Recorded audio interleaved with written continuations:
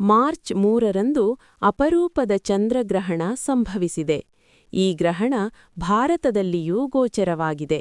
ಚಂದ್ರಗ್ರಹಣ ಎಂದರೆ ಭೂಮಿ, ಸೂರ್ಯ ಮತ್ತು ಚಂದ್ರ ಒಂದೇ ಸರಳ ರೇಖೆಯಲ್ಲಿ ಬರುವಾಗ ಭೂಮಿಯ ನೆರಳು ಚಂದ್ರನ ಮೇಲೆ ಬೀಳುವ ಘಟನೆ.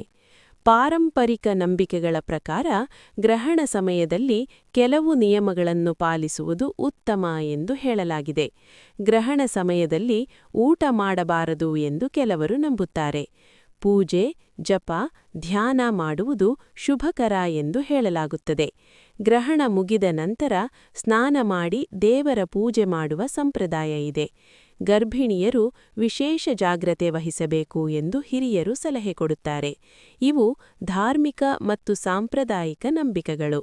ವೈಜ್ಞಾನಿಕವಾಗಿ ನೋಡಿದರೆ ಚಂದ್ರಗ್ರಹಣ ಒಂದು ಸಹಜ ಖಗೋಳೀಯ ಘಟನೆ. ನೆನಪಿರಲಿ, ಗ್ರಹಣ ಅಂದ್ರೆ ಭಯವಲ್ಲ, ಅದು ಪ್ರಕೃತಿಯ ಅದ್ಭುತ.